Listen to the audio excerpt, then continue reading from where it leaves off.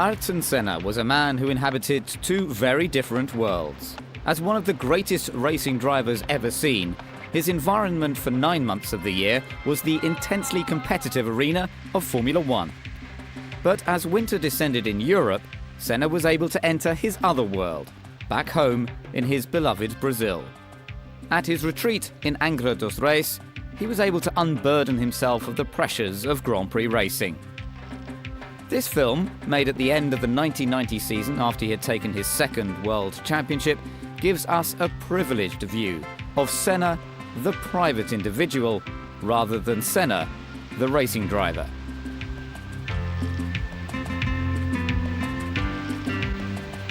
Whilst the Brazilian had the opportunity to relax, it did not mean that he forgot any of his dedication and single-mindedness.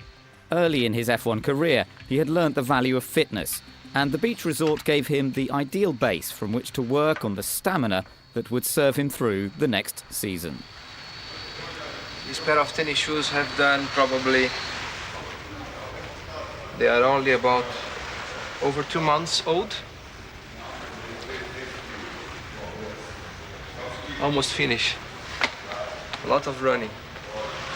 I've been doing 12, 15, 20 kilometers a day. 3 days, 1 day stop, 3 days, 1 day stop. Behind it, the motivation is that I know not only for my profession is important, but also for my health. It's a responsibility I have even if I am on holiday, that I must keep very close and very much under control, because it will make a difference when I go back to the racing car, to the tracks and testing or racing. I will be in a better shape, I will drive better, I will perform better. And it's the motivation behind. It's important to keep very strong, so it gives you the right feelings for doing it. Sometimes he was happy to run on the beach and use the soft sand as an extra training aid. But often he would take the boat out to a less scenic location, an oil jetty about a mile offshore. The need for precision in everything that he did was even reflected in his choice of running track.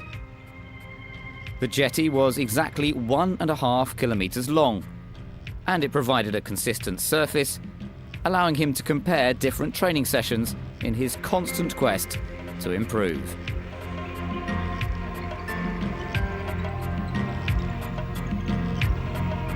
Are you competitive by nature? You seem to me to be very easygoing, very charming. Do you save it entirely for racing? I am very competitive. I think any racing driver that gets to Formula One has in its personality a lot of competitiveness. I particularly believe to be extremely competitive in anything I do.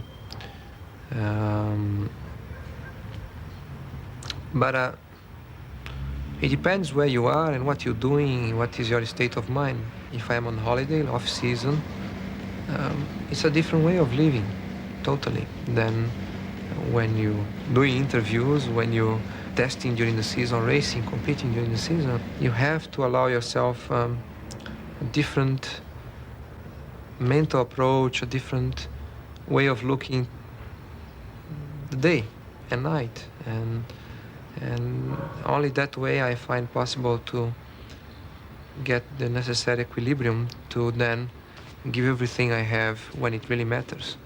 But in normal things, I am competitive. I like to compete and I like to do well. I like to be the best. Once each running session was over, there was a brief chance to cool down, but more training would follow back at the beach. You can drive a Grand Prix car, whether you are fit or unfit. But for how long you can drive, how precise, how consistent you can drive under stress, under high temperatures, under difficult conditions during race is another thing.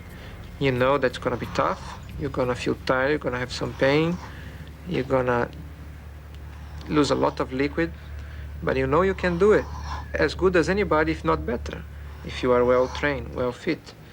So if you are not fit, your concentration just tends to go gradually away during a race distance. So the summertime in Brazil was a chance to recharge his batteries and re-energize his body. A tiring season of incessant travelling, testing and racing could be put behind him, and he was able to focus on building his strength for the approaching year. His friends looked on as the maestro put himself through a rigorous fitness regime.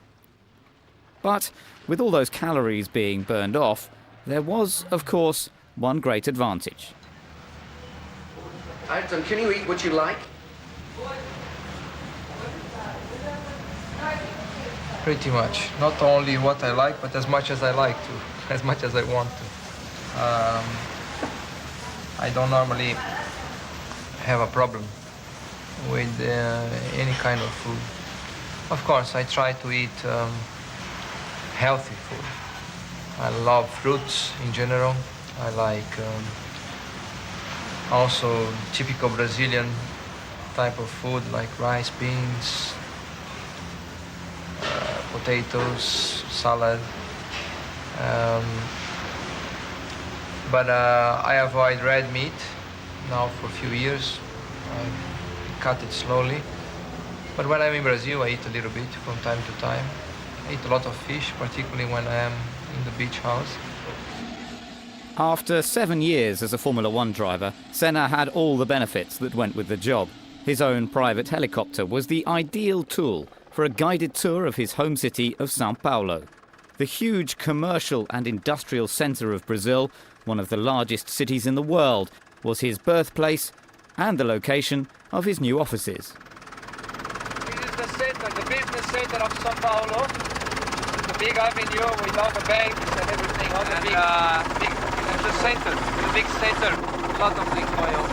Onde é que está o outro lugar? This is Praça da Sé. It's the beginning of São Paulo. It's the Marco Zero. So tell me, what is this building, Ayrton? It's my new office. It's going to be my new office. And the top of it is especially being built for the helicopter landing pad for us. We have 3 levels of the building just for our activities. Here is where I keep my private jet, which I fly all over the world. It's a twin jet. It's HS 125-800, made by British Aerospace. By the sign leader is where I keep my jet. Now we're coming up to the circuit, Interlagos, where we come now to race the Brazilian Grand Prix. It has gone through major rebuilding last year, and we had the Grand Prix back in São Paulo, before it used to be Rio. Now it's just, as you can see, some work still going on, just before the race in March. Beside the racing circuit, there is the go-kart circuit, which is where I start racing 15 years ago. That's the go-kart circuit there, beside the main straight. Back in '73, I did my first official race, which I won. I actually won the race. The circuit is over there, on our left, where I used to run, where I do my training. It's the university area. It's only for the students. And they have this club for exercise and fun and all kinds of sports activities. And it's a place for only young people. It's good atmosphere, good mind, which is important, especially when you're doing hard training, to have a good atmosphere, a good positive attitude towards your exercise, your training program. Above the suburbs, Ayrton showed off his parents' house, where he had lived for 15 years. We built the house from zero. Do people in São Paulo know you live here? Some. Sam. And now if he goes away, you see the mountain. Senna was not the only driver to make it big on the Grand Prix scene, having come from Brazil. Emerson Fittipaldi was in the vanguard, winning 2 world titles in the early 70s. Ayrton felt that Brazilian drivers did have some advantages.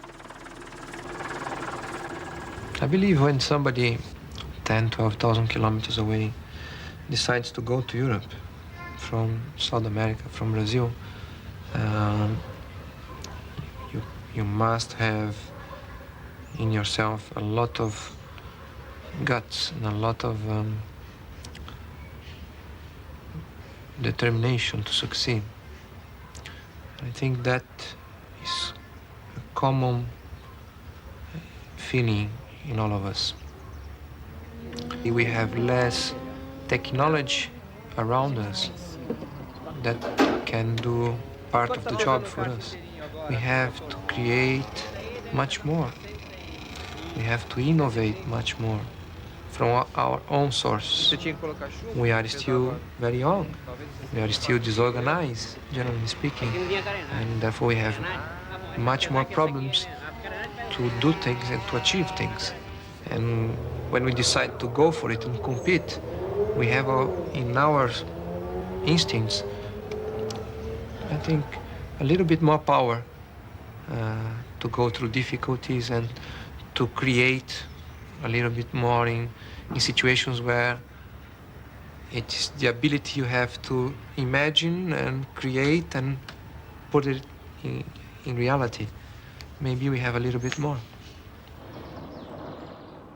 With the money to do as he pleased and go anywhere he wanted to, in fact, Senna was happiest spending time with family and close friends and enjoying natural surroundings, such as the family farm, situated around 160 kilometres away from São Paulo. Mechanical toys were never far away, but his love of nature and of the countryside was very evident.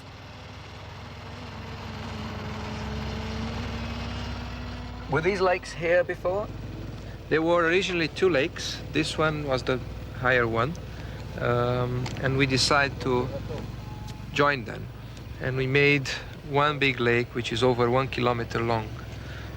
The water is a natural water, it's spring water, there is no outside water, it's completely clean.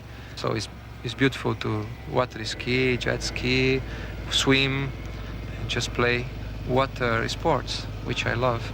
And we also are planning to put some fish here, 15, 20,000, to then be able to also to fish a little bit and have a fresh fish, the ones we like most, and have fun. Now, over here, what are these buildings I see here? Well, they were not in the farm when we bought, and then part of our development program, we decided to build those houses for the workers. And so we have built so far about 10 houses, and the people who then work for us can have a good way of life. And also it's nice to see new things done properly with the right shape, right design, right style. We are also making the main house for us. It's gonna have 10 suites. They'll be facing the lakes, and we have a swimming pool down here, and then we have the main house, which is automatically connect with the suites over there, with the saloons and all the other things that we like to have in a private house. We've been working here for 1.5 years already, and I believe we have another 2 years to go. Everything is facing the 2 lakes, so all the time our view will be the 2 lakes. We have a tennis court right in front, the swimming pool. We have the boathouse there on the left, and we try to preserve the trees that were here from the beginning, to have the atmosphere, the environment, as untouchable as possible. So it's gonna be nice when it's finished. This is our pier that will link the house. We have stairs going up there that go on the terrace. And that house is the boat house, where we have the entrance. The water actually goes into the house. So the boat go into the house, the jet skis, and we have a crane there to pull the jet ski out of the water and put it over a special place. I have there also a place for the go-karts, a place for the boat, a place for the radio control model aircraft. So it's a place only for fun. All the hobbies I like to play all the time, and I can play here in the farm in many different ways, are all concentrated there. So I will be spending a lot of my time there with my friends and my cousin and the people who like the same hobbies. His concern for the natural order of things was clear in his approach to the farming methods used on the estate, where an organic system of agriculture was used. You've got a lot of stuff growing here, Arton. Yeah, this is just a small corn plantation that we have for our own need, for our own consumption.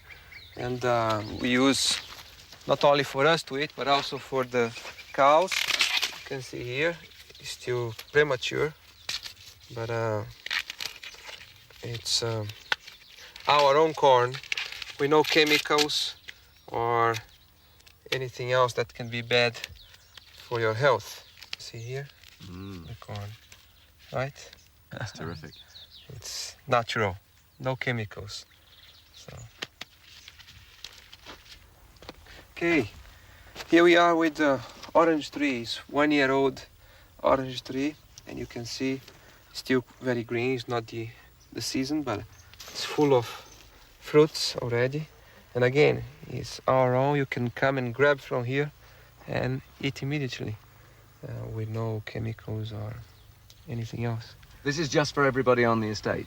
Yes, it's just for our own use, for my family, my friends, and also the people who live here in the farm. We have oranges, we have tangerines, we have lemons, we have bananas over there, we have the corn, we have rice, we have lots of fruits, and it's only for our own consumption. Why are you pulling this poor tree out? Because it's mandioc tree, and it's the way to get the stuff out so you can have a nice and fresh vegetable. Okay, this is it. Here is the mandioc, all the way. And but now you've destroyed the tree. How long before you get any more manioc? It's about 6 months you get a new one. It grows very fast, and is the way to have this agriculture. Ayrton's father did not like cameras. He was a shy man, but hugely influential. You got him. Yes, we got it. But tell me what you think you got from your family and your upbringing that has helped I think, first of all, a lot of love. I think this is important in human being. And I happened to have a lot when I was a kid from my family, and that gave me all the strength I have in my education, my personality.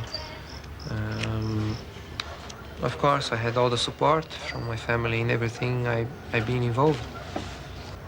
I've been always followed very close by my parents particularly, and although I had freedom to choose things, anytime, whenever I was going out of line of what is a healthy and a good way to live, they were right there to show me, to explain me what was going on and what was going to happen later, which then you have no idea. And they were trying to prevent major disasters, let's say. And yet I was able to do wrong things and learn by doing it, which is sometimes the best way of learning, by mistaking yourself. And I think I'm very fortunate because my father and mother gave me the fundamental feelings that I have until today. Together with that, of course, I have a wonderful sister and a very special brother, and we always live very close together, always doing things together, always thinking as a group, as a whole, always being positive about things. We always had a healthy life. We always had anything we want in life. So in that aspect, I think I'm a fortunate guy. The estate was situated near Tatooine, and there were a variety of ways by which his friends arrived, sometimes by bus, sometimes by plane, either to discuss business or just shoot the breeze. Despite not having kids of his own, he enjoyed having them around, and they, in turn, loved the sort of motorised machinery he had at his disposal. At a Grand Prix, Senna could appear aloof and impersonal, but in the company of trusted friends, he was relaxed and casual. The local estate agent was trying to sell off more land, and he added weight to some good-natured banter. Nascer aqui e o senhor comprar aqui, e o senhor está deixando isso aqui uma maravilha. Tá de parabéns. Tem muita coisa para mudar. Isso não é fácil, né? Isso aí tem que lutar, né? Mas ele, quando viu o senhor, ficou animado. Ele sabe meu irmão ali. Eu achei o mais forte do que eu, pô. Que beleza isso aí, né? Dois estamos ganhando, mas Rapaz, você também tá com uma barriga.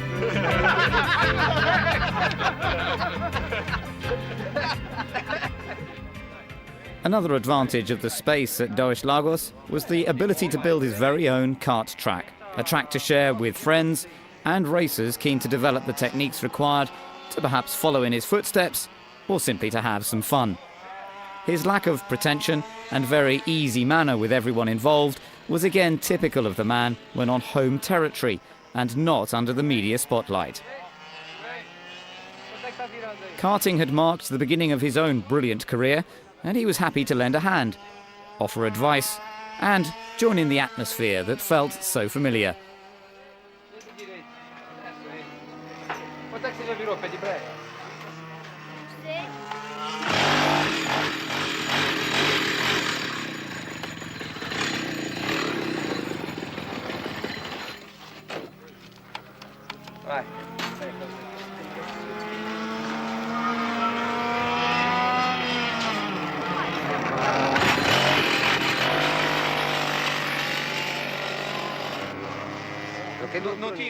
When this film was made, the kart track had only recently been completed, and Senna was having his first hands-on experience with a kart for several years.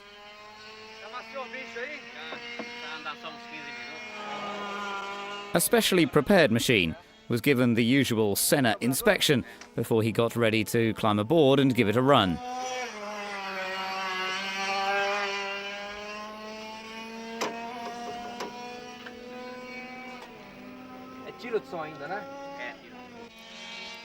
The Formula One overalls and bright yellow helmet were recognised all over the world, but not often seen getting behind the wheel of a machine with less than 1/20th of the power of a Grand Prix car.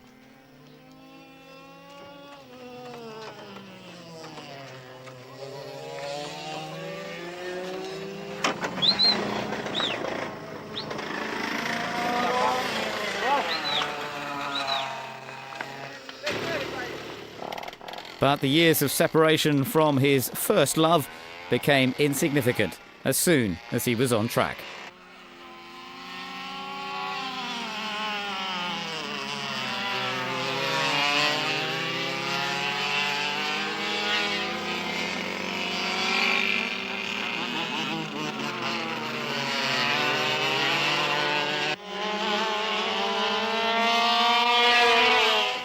Indeed, he was soon analysing areas for improvement.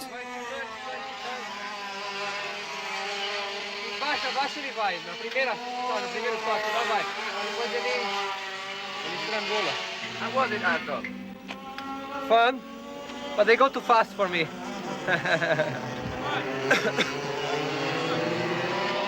They don't let you win. No way. They push very hard. They go pretty fast. They have also their engines really going well. They pull very strong. That's fun. I'm gonna try some other go-karts, see if I find a better one. The advantage of being a world champion and owning the track, no one would ever have said no when asked if their kart could be borrowed. But in the next moment, he was helping the kids once again, remembering his own debut. When I was 8 or 9, I already had a proper go-kart, which was big for me. I was so small and light, so my go-kart was fast. I was so light compared to other people. And I used to run with other people, just playing at weekends. And we were outside São Paulo. Suddenly there were so many people playing there with go-karts that they decided to organize a small race. They asked my father if he would allow me to also participate, because I was 8 or 9, there were guys with 20, 25, 18. And my father was a bit scared, of course, and he eventually said okay. And starting the grid position was established by drawing a piece of paper inside the helmet. So they put all the numbers there, grid position, and because I was the little one, they told me, you take the first one to choose, take the number, and I took number 1. So I was on pole position. And that was really my first taste of competition. But it was only a game. And I remember I led 35 laps out of 40 because my go-kart was too fast for them. I was big advantage being light. And eventually the last 5 laps, I was second or third. And the guy behind me, who was much faster than me on the corners, could not overtake me on the straight. Eventually, he hit me from the back and I went off the circuit, and so I didn't finish, but it was good fun, good memories. Back at the farm, and it was time to go racing. The hero was back on his own kart, but had to start at the very back of the grid to give the others a chance. It didn't take him long to start picking them off one by one.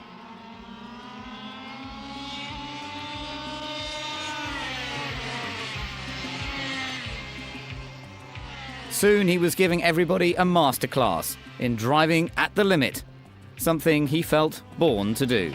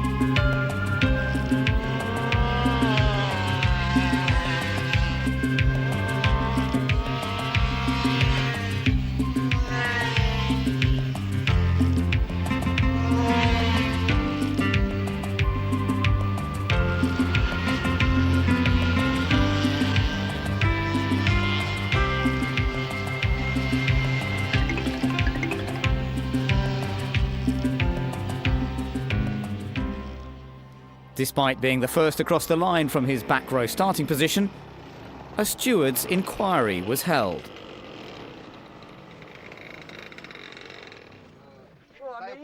Ayrton's father decided he'd been guilty of irresponsible driving.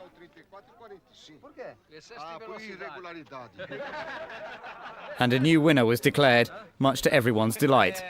A young lad therefore took a famous victory over a world champion, a day he would probably never forget.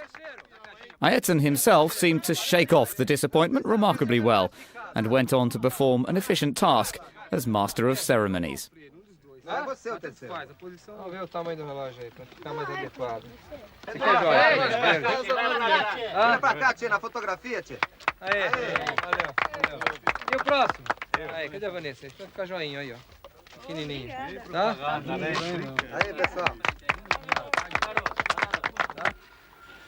From one form of relaxation and fun to another, many F1 drivers play golf in their spare time, but the Brazilian had quite a different hobby. Model aircraft were his passion, both the building of the models and the challenge of flying them once constructed.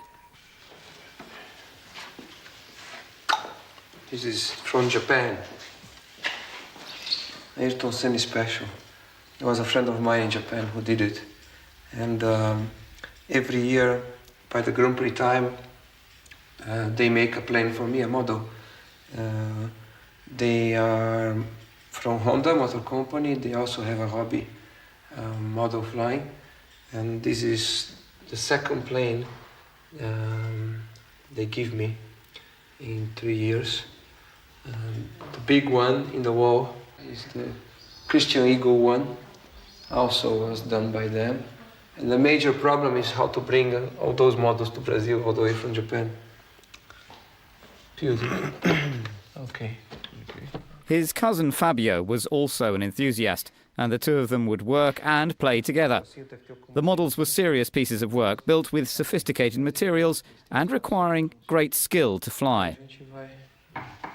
How did you find doing this when you first started? It's very difficult. I've been doing it for 5 years, and I have damaged and broken many models. It's a very special hobby. I love it. It's relaxing? When you're playing here, yes. When you're actually flying, it's not so relaxing because you cannot mistake. You mistake, the model is gone. And sometimes it takes months to build a model. Therefore, you create some love for it because you know how hard it is to build one and to damage or destroy one, maybe 1 second. So it's some ways it's also a little bit stressing to do it when you're flying. But it takes your mind completely away from anything else because it absorbs your mind, your concentration. So it's relaxing in a way to forget any racing cars or interviews, things like this.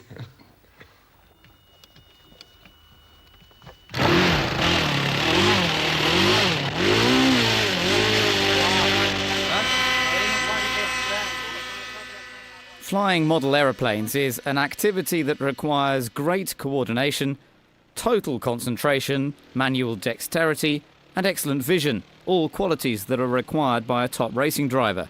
So even during his leisure time, Senna was honing qualities he could use as a Grand Prix driver.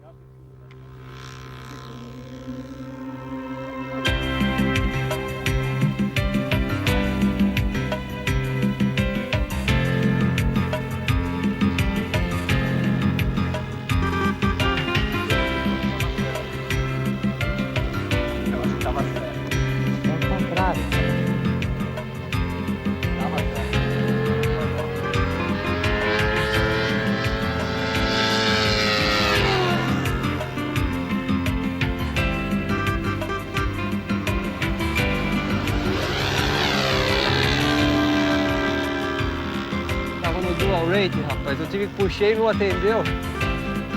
Tá com pouco comando. Vou passar aqui na frente, Brian. Nessa posição mesmo, em cima dos carros, na altura dos carros. Fica aqui,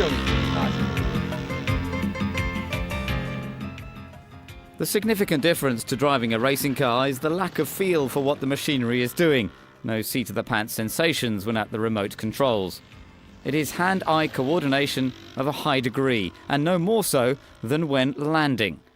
An anxious period for the man who has spent hours building the model. After several years of practice, the perfectionist proved what he could do.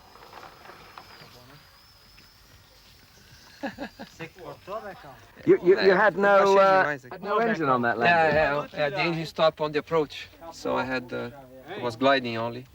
But the plane is marvelous. It flies very beautiful, very smooth, so it's not too difficult to fly compared to other models.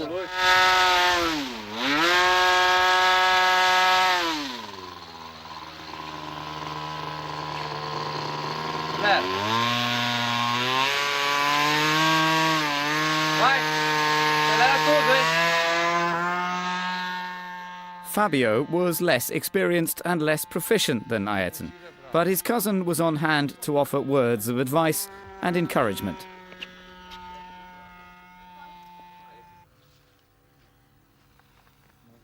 Particularly when it came to the landing.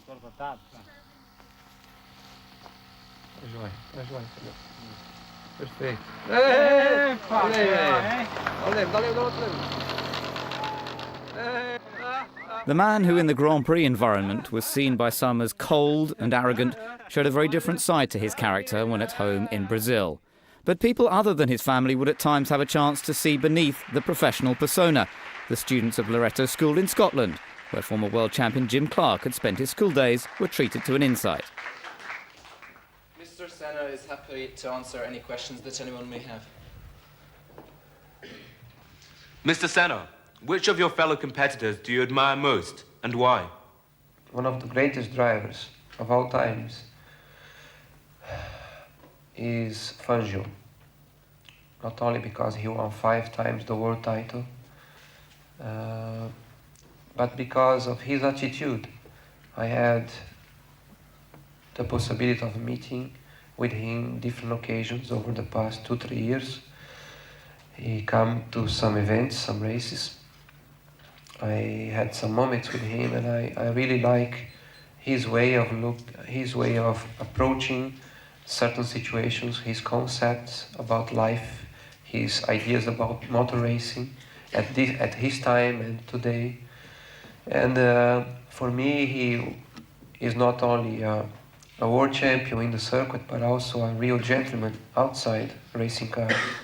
So for that reason, I am a great fan of him, and I admire him a lot.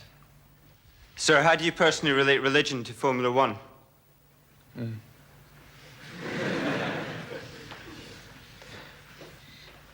I had a very nice experience today when I arrived here in the school, because I was taken to the chapel that you all know. When you talk about religion, is a touching point, very difficult, easy to be misunderstood.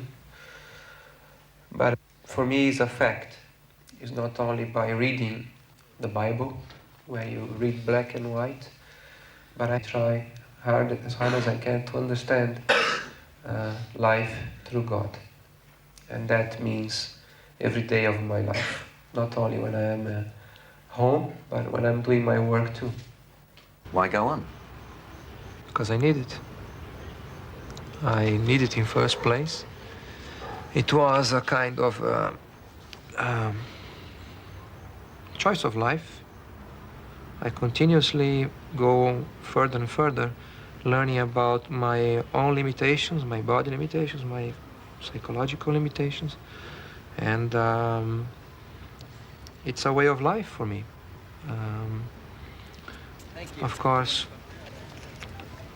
there are moments that you wonder how long you should be doing it, because there are other aspects which are not nice in this lifestyle. But I just love winning. I just love racing. I just love the challenge to beat somebody else, and in many occasions even to beat myself. But Senna's dream time was the time he spent at the beach villa in Brazil, where he could enjoy the Brazilian summer while winter closed down the racing in Europe. At the end of the 1990 season, he spent 40 uninterrupted days at his retreat, an opportunity to completely refresh mind, soul and body from the demands of F1. And if the weather at Angra dos Reis wasn't quite perfect, he was always able to wind up the helicopter, gather some friends, and go looking for sunshine somewhere else.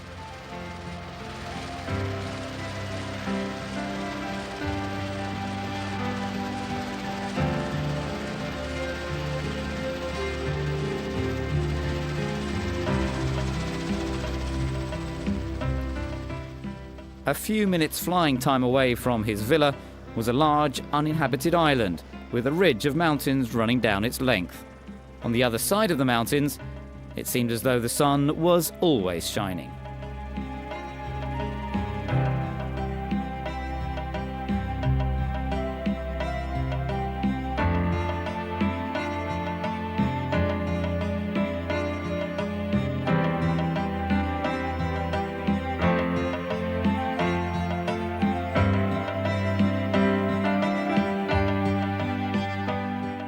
Throughout his career as a Formula One driver, Senna remained single. A youthful marriage had not survived his first trips to Europe when he was climbing the motorsport ladder, and he was very aware of the problems.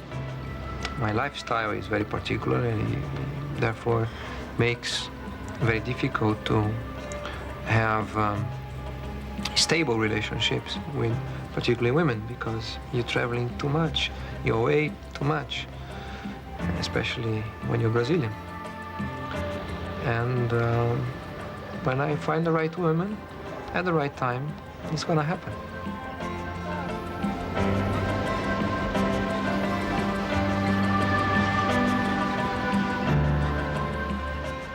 The island of Sunshine was a special place for Ayrton and held some particular memories for him. Well, I come here late in the afternoon. It was a beautiful end of the day. No cloud, just the sun going down. The beach was completely clean, and there wasn't a single footprint in it. And I run, go to the end of it, and when I turn on the way back, I realized that the whole of this was here for me. It was nobody else, nothing else. And was such a feeling of peace suddenly, and such a strong feeling of healthy, that I run harder and harder, stronger and strong. And still, I felt so good, and I remember I ran for an hour in the soft sand, which is hard, but my vision was so good, was such a good feeling that it kept my body going. And the fact that I could only see my own footprint as I was going back and forwards was amazing feeling, like was a gift, was a special day.